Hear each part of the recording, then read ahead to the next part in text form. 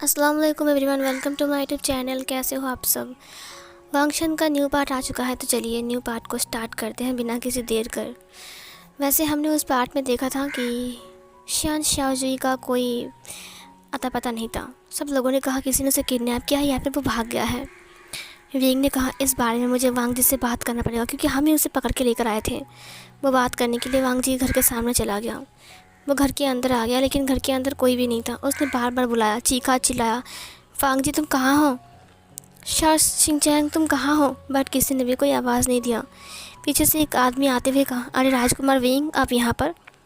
Wing पीछे मुड़ते हुए कहा, अब मैं वो वांग जी से बात करने आया हूँ, तुम। फिर उस इंसान ने कहा, रात को मेरे पास एक लिफाफा आया था, मैंने सुबह देखा, वहाँ पर लिखा हुआ था कि ये घर वो लोग छोड़ रहे हैं। विंग ने कहा, वो लोग घर छोड़ रहे हैं, ये कैसी बात हुई, वो लोग घर छोड़ रहे हैं। उन लोगों ने हमें बताया क्यों नहीं कि वो लोग घर छोड़ रहे हैं। ये बोलकर विंग बाहर आ गया। उस इंसान ने कहा, मुझे नहीं पता राजकुमार विंग, बट अब वो लोग इस घर में नहीं रहेंगे, आप जा सकते हो। विंग ने कहा, हाँ। विंग घर आ गया। वी चांगसे ने कहा, वांग जी कहाँ है और शाओ सिंचैंग कहाँ है। विंग ने कहा, वो दोनों नहीं हैं घर में। और घर वाले ने कहा कि रात को किसी ने उसे लिफाफा दिया था कि हम घर छोड़ रहे हैं, और उसके बाद से वांग जी और शाओ सिंचैंग कहीं चले गए हैं, उन्होंने घर छोड़ दिया है। वी चांगसे ने कहा, इतनी जल्दी उन्होंने घर छोड़ दिया, और वो भी हमारे पास काम करते हुए, और उन्होंने तनख्वाह भी नहीं लिया और बताया भी नहीं। विंग ने कहा, मुझे कुछ समझ में नहीं आ रहा है, ये क्या हो रहा है। कल रात तो वांग जी। विंग चुप हो गया। वी चांगसे ने कहा, क्या हुआ है विंग। विंग ने कहा, अब कुछ नहीं डैड। विंग ने कहा, कल रात वो मिस वैन के साथ थी, राजकुमारी वैन और वो दोनों। विंग को याद आ गया। विंग को बहुत ज़्यादा बुरा लगा, उसका दिल के टुकड़े टुकड़े हो गए। और उसके बाद विंग की मॉम ने कहा, देखा मैंने कहा था ना, मुझे लगता है कि उन दोनों ने कि शानजुई को लेकर भाग गए हैं। ये सुनकर विंग ने कहा, लेकिन ऐसा कैसे हो सकता है, अगर शानजुई को लेकर भागना ही था तो वांग जी ने मेरी मदद क्यों किया। ये सुनकर वी चांगसे ने कहा, अच्छा बनने के लिए। हो सकता है कि वो बस एक समय ढूंढ रहा था, किस टाइम वो लेकर भागेगा, और उसे पता है कि आज हमारी इस इस केस की सुनवाई है, इसीलिए वो आज ही लेकर भाग गया।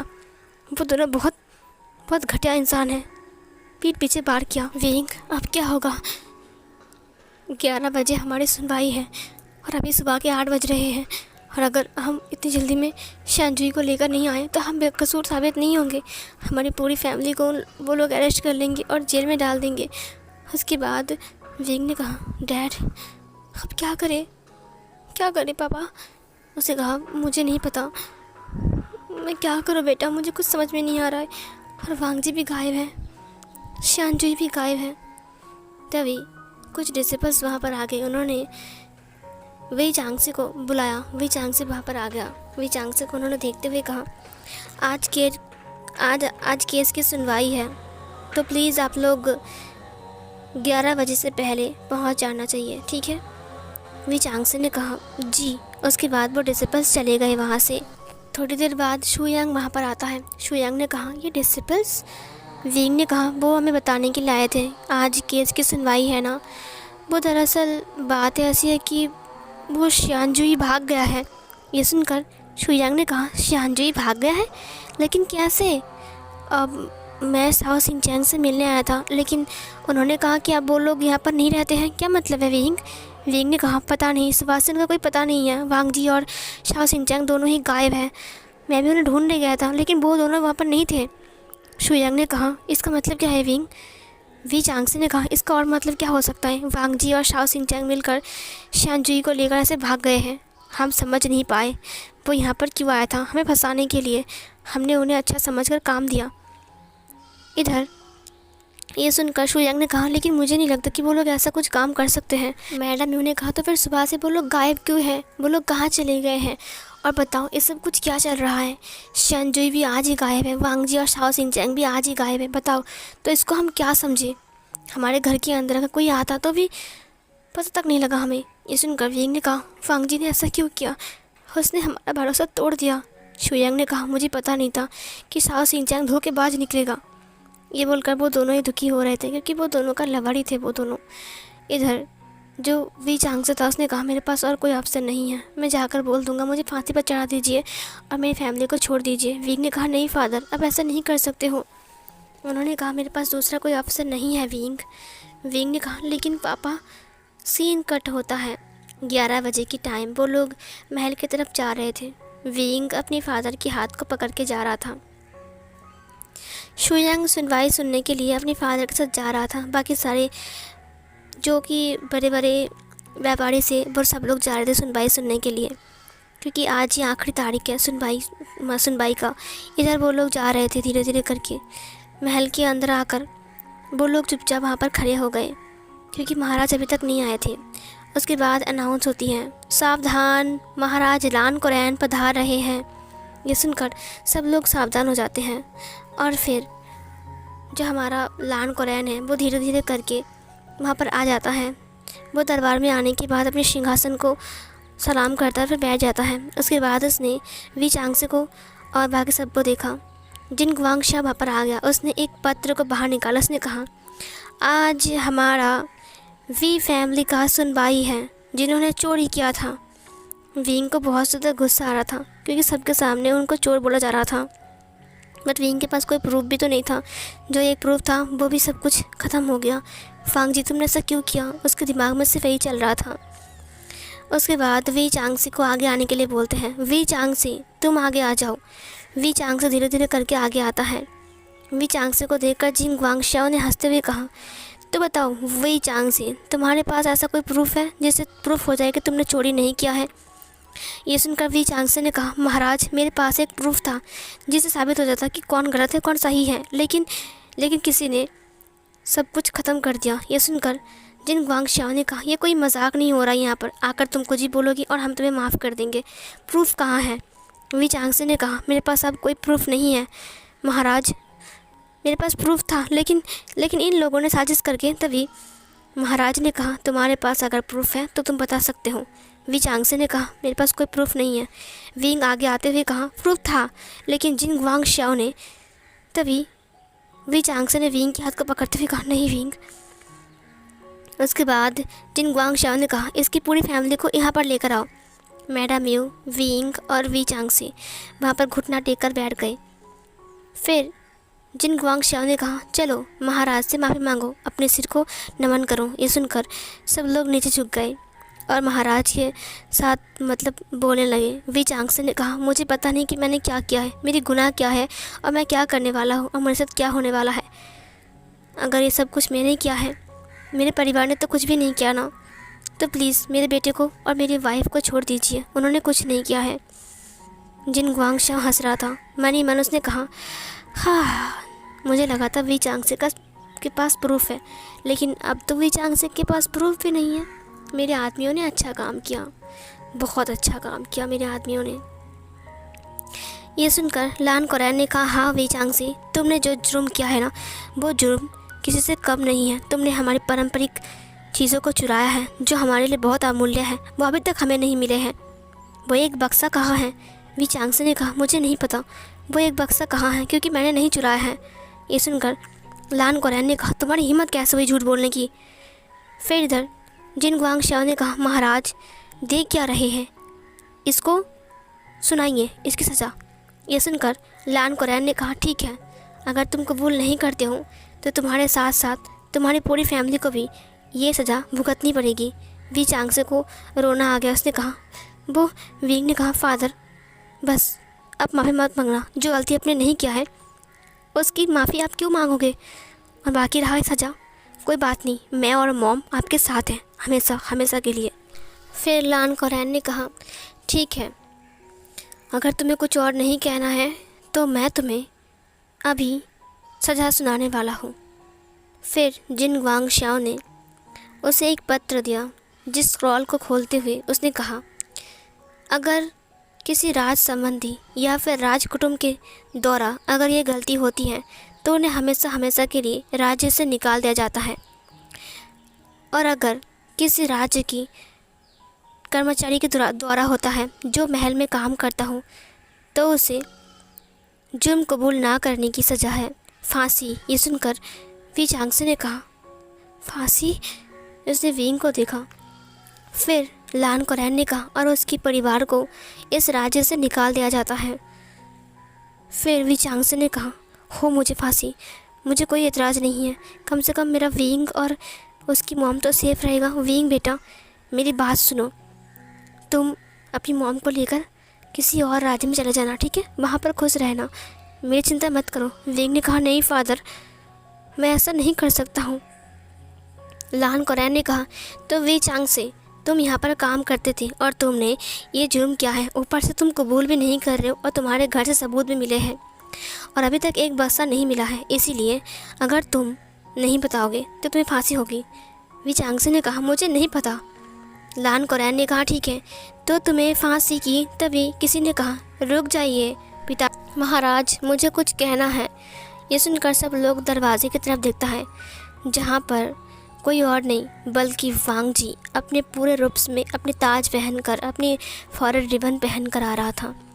ये देखकर जिन ग्वांग शाह ने कहा, अब ये कौन है और इसने पारंपरिक रिबन क्यों पहना हुआ है? क्या ये अतिथि है? बट इसके बारे में मैंने पता क्यों नहीं लगाया, और ये है कौन, कब आया? उसके पीछे पीछे साओ सिंचैंग भी आता है अपनी फुल रूप्स में। उसे देखकर शुयांग पूरा ही हैरान था। विंग इस आवाज़ को सुनकर पीछे मुड़ता है। वहाँ पर वांग जी को देखकर वो पूरा ही हैरान था। वांग जी ने कहा, मुझे कुछ कहने की मौका दीजिए। ये सुनकर लान कोरैन ने कहा, वांग जी।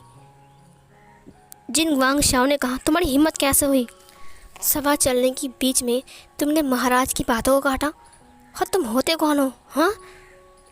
वांग जी ने कहा, मैं आपसे बात नहीं कर रहा हूँ, कृपया करके आप चुप रहिए।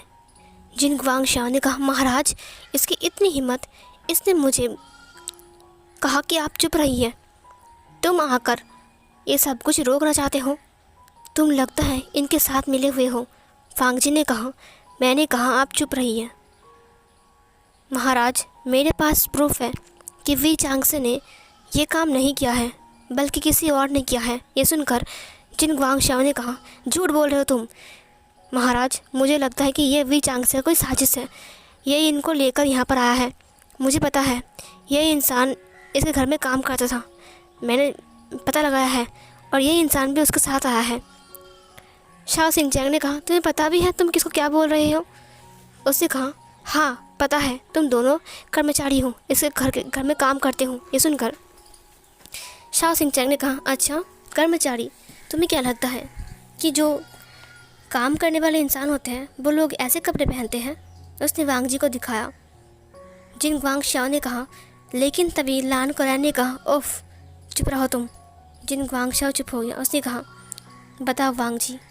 वांग जी ने कहा, उसे अंदर लेकर आओ। उसके बाद वो कुछ लोगों को अंदर लेकर आ गए। जब जिन ग्वांग शाओ ने उन लोगों को देखा तब वो चौंक गया। उसने कहा, ये लोग, तुम करना क्या चाहते हो? हाँ, तुम इन सबको क्यों लेकर आए हो यहाँ पर? फिर वांग जी ने कहा, थोड़ी देर वेट कीजिए, आपको पता लग जाएगा कि मैं क्या करना चाहता हूँ। विंग ने कहा, ये वांग जी यहाँ पर कैसे आ गया, और ये गायब कहाँ था, और शाओ सिंचैंग, और उसने ऐसे कपड़े क्यों पहना है? इधर वांग जी ने कहा, उन सबको लेकर आओ। फिर उन सबको लेकर आकर दरबार में बैठा देते हैं, जहाँ पर वी चांग से उठकर खड़े हो जाते हैं और सब लोगों को आगे की तरफ भेज देते हैं।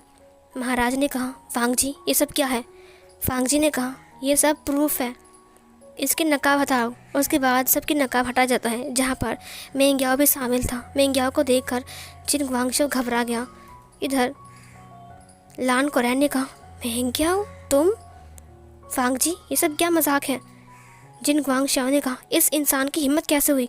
इसने मेरे बेटे को अगवा किया है और यहाँ पर बांध कर लेकर आए। तुम्हारी हिम्मत कैसे हुई ऐसा करने की? खोलो उसे। वांग जी ने कहा, भाई रुक जाओ, वरना तुम्हें भी ऐसे ही बांध दूंगा, समझी?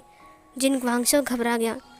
उसके बाद वांग जी ने कहा, बताओ तुम लोग कल रात वी हाउस क्यों गए थे? ये सुनकर वो लोग घबरा गए। उसने मेंग्याओ को देखते हुए कहा, तुमसे पूछा है मैंने, बताओ we house, I mean we चांगसे का घर रात को, इतनी रात को तुम लोग क्यों गए थे? ये सुनकर मेंग्याओ ने कहा, शानजुई को लाने के लिए। जिन ग्वांग शाओ घबराते हुए कहा, क्या ये पकड़े गए? वांग जी ने कहा, शान जुई को लाने के लिए। जिन गुआंगशाओ ने कहा, कौन है शान जुई? हाँ, और तुम कहना क्या चाहते हो? वांग जी ने कहा, जब मैं बात कर रहा हूँ तो बीच में आपको नहीं बोलना चाहिए, समझे? लान कुरैन ने कहा, ये शान जुई कौन है? वांग जी ने कहा, महाराज, शान जुई वो शख्स है जिसने चोरी किया था, और किसने उसे करवाया था वो जानता है, और उसने कह भी दिया था कि वो साबित कर देगा कि किसने चोरी किया था, करवाया था। और वो एक सबूत था, जीता जाता सबूत। लेकिन उस सबूत को मिटाने के लिए ये लोग उसके पास गए थे, उसे मारने के लिए। यहाँ पर सीन चेंज होता है। फ्लैशबैक पे देखते हैं, जब वांग जी विंग के घर की तरफ जा रहा था तब अचानक उसे कुछ ऊट पटांग साउंड सुनाई देता है, जैसे कि किसी को मारने के लिए कुछ लोग उसे घसीटते हुए लेकर जा रहे थे। चलो, मैंने कहा चलो। शाओ सिंह चैंग को भी ये साउंड सुनाई देता है, क्योंकि उनका कान बहुत तेज़ था। वो लोग ट्रेनिंग लेकर आए थे ना, मैंने पढ़ाई करके, तो वो लोग योद्धा है ना, इसीलिए। शाओ सिंह चैंग वांग जी के पीछे पीछे जाने लगा। वांग जी उस जगह पर पहुंच गया जहां पर मेंग्या और बाकी सब लोग शान जुई को लेकर जा रहे थे घसीटते हुए। वांग जी अपनी तलवार लेकर उन सबके बीच में आ गया और फिर सबको पकड़ लिया। सबको अगवा करने के बाद वांग जी ने फैसला किया वो महल में वापस जाएगा, उसे महल में वापस जाना चाहिए। मेंग्या वांग जी की असलियत जानकर उसकी पसीने छूट रहे थे। उसके बाद वो वांग जी को लेकर वांग जी शाओ सिंह चैंग को लेकर उस इंसान के घर गया और उसे लिफाफा देते हुए कहा, हम जा रहे हैं तो घर तुम्हारा है, अब से हम इस घर में नहीं रहेंगे। ये बोलकर वो लोग सबको लेकर चले गए थे। वहाँ पर बहुत सारे लान डिसिपल्स भी थे। वो लोग शान जुई को भी अपने साथ लेकर गए थे। तो यहाँ पर ये क्लियर होता है कि शान जुई उसके साथ ही था और वांग जी इसीलिए वहाँ से भाग गया था, शान जुई और मेंग्याओ और बाकी सबको लेकर। जिन गुआंगशाओ ने कहा, ये सब झूठ बोल रहे हैं, ये इंसान झूठा है। उसके बाद वांग जी ने कहा, कौन झूठा है और कौन सच्चा है अभी पता लग जाएगा। उसके बाद उसने उसको बुलाया। उसने कहा, शान जुई को लेकर आओ। शान जुई को ले आया गया। उसे देखकर विंग ने कहा, शान जुई, ये इसके पास था। उसके बाद वी चांगसे ने कहा, अब क्या तुम्हें लगता है विंग ये सच बोलेगा? विंग ने कहा, मुझे नहीं लगता पिताजी, मुझे नहीं पता, मुझे बहुत घबराहट सी हो रही है। शान जुई को पूछा गया, बताओ शान जुई, उस दिन रात क्या हुआ था? किसने कहा था चोरी करने के लिए? और क्या क्या प्लान उसने बनाया था? सब कुछ। शान जुई ने कहा, मंत्री जिन गुआंगशाओ ने। ये सुनकर जिन गुआंगशाओ ने कहा, झूठ बोल रहा है ये। शान जुई ने सब कुछ बताया, उसका प्लानिंग, उसकी बेटी के साथ वांग जी की शादी। शान जुई ने कहा, उन्होंने लास्ट में बताया कि वो बॉक्स उन्हें चाहिए, तो मैंने जंगल में उन्हें बॉक्स दे दिया, लेकिन उन्होंने मुझे ही अगवा कर लिया और फिर आदमखोर इंसानों के बीच में मुझे छोड़ दिया ताकि मैं वहाँ से भाग ना सकूँ, किसी को ना बता सकूँ। उसके बाद विंग और वांग जी ने मुझे वहाँ से बाहर निकाला। ये सुनकर जिन गुआंगशाओ ने कहा, ये इंसान झूठ बोल रहा है, और तुम होते कौन हो? हाँ, झूठ बोलने वाले। और तुम, उसने वांग जी को देखते हुए कहा, तुम्हें पता भी है तुम किससे पंगा ले रहे हो? महाराज मेरी बात सुनिए, ये जो लड़का है ना, ये झूठ बोल रहा है, ये इसको बना कर बोल रहा है, ये इसको लेकर आया है। और राजकुमार, मैं सच कह रहा हूँ, मुझे राजकुमार से कोई मतलब नहीं है, मैंने तो कोई प्लानिंग भी नहीं बनाया था। राजकुमार को मारने की और आपको मारने के बारे में सोच भी नहीं सकता हूँ। ये सुनकर लान कुरैन ने कहा, चुप रहो तुम। फिर इधर जो जिन गुआंगशाओ था वो वहाँ से भागने की कोशिश करता है, धीरे धीरे करके। इधर शान जुई सब कुछ बोल रहा था। वांग जी अपनी मार्शल आर्ट का यूज़ करता है और फिर वहाँ पर आ जाता है। उसने कहा, कहाँ भाग रहे हो अंकल जी? ये बोलकर उसने एक थप्पड़ मार दिया और फिर वो जाकर मेंग्याओ के पास गिर गया। फिर वो जाकर अपने डर के पास खड़ा हो गया। ये देखकर जिन गुआंगशाओ ने कहा, ये है कौन और इतना रौब क्यों जमा रहा है ये छोटा सा लड़का? शाओ सिंह चैंग ने कहा, तो प्रूफ हो गया कि वी चांगसे ने चोरी नहीं किया है, बल्कि चोरी तो असलियत में जिन गुआंगशाओ ने किया है। और मेंग्याओ ने कहा, हाँ ये सच है, और वो बक्सा मेरे डैड के घर में है, अलमारी के अंदर लॉकर में। ये सुनकर वांग जी ने कहा, जाकर उसके घर से वो बक्सा लेकर आओ। और डिसिपल्स चले गए वहाँ से। उसके बाद मेंग्याओ ने एक एक करके सब कुछ बोल दिया। मेंग्याओ ने कहा, फादर ने प्लानिंग किया था कि ये राज्य को वो अपने हाथ में ले लेंगे, आपको मारने का प्लानिंग भी बनाया था उन्होंने। इस बार तो आपकी बारी थी। वी चांगसे की मरने के बाद वी चांगसे को पता लग गया था, इसीलिए उसे रास्ते से हटाना बहुत ज़रूरी था। जिन गुआंगशाओ ने कहा, महाराज मुझे माफ़ कर दीजिए, मुझे ऐसा नहीं करना चाहिए था। थोड़ी देर बाद वो डिसिपल्स भी वहाँ पर आ जाते हैं, जिनके हाथ में वो बक्सा था। महाराज को देते हुए उन्होंने कहा, ये लीजिए महाराज। महाराज ने कहा, इतना बड़ा धोखा, मेरी मंत्री होकर तुमने मुझे धोखा दिया, वो भी इतना बड़ा धोखा, इतना बड़ा झूठ। जिन गुआंगशाओ ने कहा, मुझे माफ़ कर दीजिए महाराज। और तो तुम हो कौन? तुमने इतना कुछ पता कैसे लगाया? वांग जी ने कहा, मैं कौन हूँ? फिर लान कोरैन ने कहा, ये गोसो लान महल का इकलौता राजकुमार हांग वांग जून है। ये सुनकर विंग तो पूरा ही हैरान, उसकी आंखें बड़ी बड़ी हो गई। राजकुमार? ये राजकुमार है?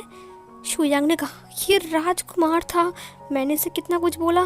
उसके बाद वी चांगसे ने भी कहा, क्या ये राजकुमार लान वांग जी है? वांग जी? मैंने इसके नाम को कभी नहीं पढ़ा। राजकुमार का नाम भी तो वांग जी है ना? इसका नाम भी वांग जी है, लान वांग जी। उसने अपना नाम छुपाया था। विंग ने कहा, यह राजकुमार है। उसने वांग जी को फिर से देखा। वांग जी ने कहा, जाओ इन सबको लेकर जाओ और काल कोठरी में डाल दो। इनका विचार कल होगा इनके विचार। उसके बाद डिसिपल्स वहाँ पर आ गए और फिर सब लोग उन्हें लेकर चले गए। फिर लान कोरैन ने कहा, वी फैमिली को बेकसूर रिहा कर दिया जाए। ये सुनकर उन लोगों को वो लोग रिहा करते हैं। विंग अभी तक वांग जी को घूर रहा था। वांग जी विंग को एक बार देखता है और फिर अपनी नज़र को नीचे की तरफ झुका लेता है। विंग ने कहा, वांग जी एक राजकुमार है? उसने कहा था कि वो गांव में रहता है, वो दूसरे शहर से आया है। उसने बताया क्यों नहीं कि वो एक राजकुमार है? शुयांग ने कहा, विंग चलो, क्या कर रहे हो? शाह सिंह चैंग ने शुयांग को देखा। शुयांग ने कहा, चलो विंग, चलो यहाँ से। उसके बाद वो विंग को लेकर बाहर आ गया। विंग ने कहा, वो एक राजकुमार है, लान जान। ये सुनकर शुयांग ने कहा, विंग, मुझे लगता है कि ये राजकुमार कोई गेम खेल रहा था। जो दोषी थे उन्हें सामने लाने के लिए वो राजकुमार नहीं बल्कि एक नॉर्मल इंसान बन के गाँव में गए थे और वो लोग हमारे साथ रह रहे थे। अब दोस्ती हो गई थी तो उन्होंने बस हमें बताया कि उनका नाम वांग जी है। पूरा नाम तो उन्होंने बताया नहीं था ना। विंग ने कहा, मैंने कभी पूछा भी नहीं है उससे।